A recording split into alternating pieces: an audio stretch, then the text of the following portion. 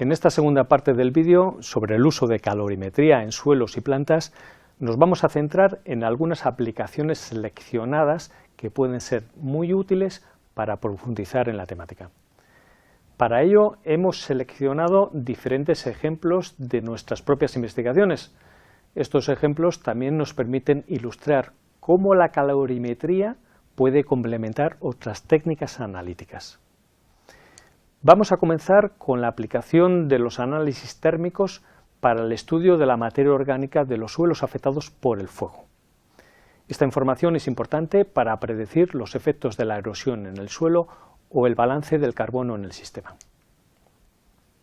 En esta diapositiva vemos el horizonte orgánico de un suelo bajo pinar, sin quemar, y su correspondiente espectro de RMN. Comprobamos que los compuestos mayoritarios son los carbohidratos, como suele ser normal en este tipo de muestras. Aquí vemos la serie completa, el mantillo sin quemar y los mantillos quemados a diferentes temperaturas en un mismo incendio. Vemos cómo a medida que aumentamos la temperatura, disminuye el porcentaje de carbohidratos y de los grupos de tipo alquil, y por el contrario aumentan los compuestos de tipo aromático, es decir, la muestra se enriquece de carbono. En estas mismas muestras realizamos los análisis de calorimetría. A medida que la temperatura alcanzada durante el incendio es más alta, se observa una clara deriva de las curvas hacia la derecha. Esta deriva refleja el enriquecimiento de compuestos aromáticos detectados por RMN. Si comparamos los valores del índice T50 de estos análisis térmicos con el porcentaje de compuestos aromáticos analizados por RMN, observamos que la relación es muy buena. Esto es muy interesante. Quiere decir que para realizar un estudio de los suelos en un gran incendio, podemos calibrar los análisis térmicos con unas pocas mediciones en RMN y posteriormente hacer numerosos análisis de calorimetría para medir la variabilidad espacial de la degradación de los suelos. Otra de las aplicaciones más interesantes es la caracterización de residuos orgánicos que podrían ser utilizados como enmendantes de suelos agrícolas o forestales. Los análisis térmicos nos permiten conocer la calidad de estos productos y cómo cambia la composición de materia orgánica del suelo después de su uso. Esta es la comparación entre el bagazo de caña de azúcar y el biochar. Ambos se utilizan como enmendantes de suelos. La curva de bagazo, en verde, muestra dos picos, uno correspondiente a los compuestos lábiles y otro de la misma intensidad a la derecha de los compuestos recalcitrantes. En el biochar, en rojo, por el contrario, el único pico térmico se encuentra a 500 grados, lo que nos indica que es mucho más rico en compuestos aromáticos. Lógicamente, los suelos tratados con estos enmendantes también pueden ser analizados para saber cuánta materia orgánica ganan y cómo es esa nueva materia orgánica. En este ejemplo, el mismo suelo ha sido tratado con dos tipos de cenizas de biomasa que contienen biochar, pero de diferente calidad. En ambos tratamientos aumentan los diferentes compuestos orgánicos, pero comprobamos que el tratamiento con ceniza mixta, que contiene un tipo de biochar más aromático, hace aumentar más los compuestos recalcitrantes del suelo. Este enriquecimiento en compuestos recalcitrantes puede ser muy positivo, por ejemplo, en suelos agrícolas manejados muy intensamente, donde la pérdida de materia orgánica es muy elevada. Vamos a comentar un tercer ejemplo. Los análisis térmicos se pueden emplear para realizar un seguimiento de la descomposición de la materia orgánica. Esto es un ejemplo de los bosques templados de Michoacán, en México.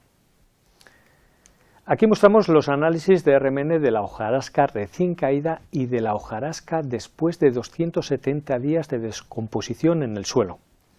Vemos que la diferencia entre los dos espectros no es muy grande, si bien apreciamos algún cambio en los compuestos de tipo alquil en la hojarasca descompuesta. Bien, si realizamos los análisis térmicos en esas mismas muestras, comprobamos que después de 270 días de descomposición, la materia orgánica se hace más lábil. Esta transformación es muy importante, en tanto que favorece el reciclado de nutrientes. Este tipo de estudios son aplicables a sistemas donde se necesita valorar el efecto de la introducción de nuevas especies arbóreas sobre la dinámica de materia orgánica y nutrientes. Por último, vamos a mostrar un estudio realizado en Rusia. Se trata de 2 secuencias de terrenos agrícolas que fueron abandonados en los años 60 como consecuencia del cierre de las granjas comunitarias.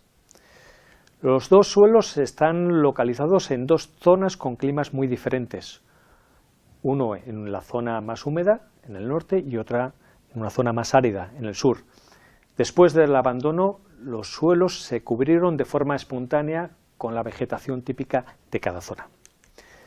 Aquí mostramos los análisis térmicos de los suelos agrícolas originales.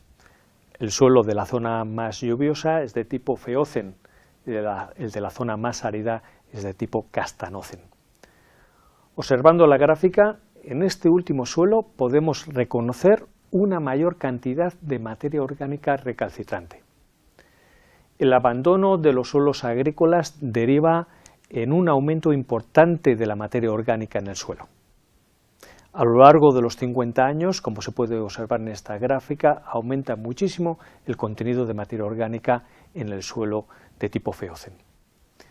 Si comparamos la calidad de la nueva materia orgánica en los 2 suelos, comprobamos cómo en la zona más lluviosa, a la izquierda, la mayor parte de la materia orgánica que se acumula es de tipo lábil. Por el contrario, en la zona más árida, a la derecha, se acumulan compuestos tanto lábiles como recalcitrantes. Aquí observamos la evolución del índice T50 a lo largo de los años después del abandono. Recordemos que el índice T50 es un parámetro térmico que nos indica la recalcitrancia general de la materia orgánica. Vemos que en el punto de partida los valores de T50 no son muy diferentes, pero comprobamos que al cabo de unos 60 años la materia orgánica en los 2 suelos ha cambiado considerablemente. La materia orgánica del suelo, de la zona húmeda, es mucho más lábil, muy posiblemente debido a la mayor presencia de gramíneas en el suelo. En el suelo de la zona más árida, la vegetación está formada por matorral más lignificado. Estos resultados tienen una enorme implicación para el medio ambiente, especialmente en zonas de Rusia, España u otras partes del mundo donde existe una gran cantidad de terrenos agrícolas abandonados o que han sido reforestados. El diferente tipo de materia orgánica que se acumula en los diferentes suelos y climas nos muestra que para evaluar la captura de carbono no solo se debe de tener en cuenta la ganancia de materia orgánica en el suelo, sino también su calidad. Puesto que se trata de estudios a gran escala, en los que se requiere un gran número de muestras, los análisis térmicos resultan muy adecuados para este fin.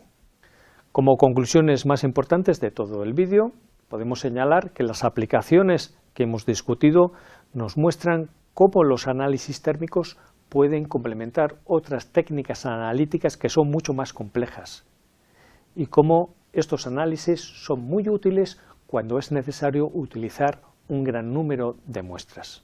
Los resultados con los que hemos ilustrado las aplicaciones sobre calorimetría corresponden a diferentes proyectos de investigación en los que se ha implicado un gran número de personas de diferentes países como México, Reino Unido, Rusia, India o España.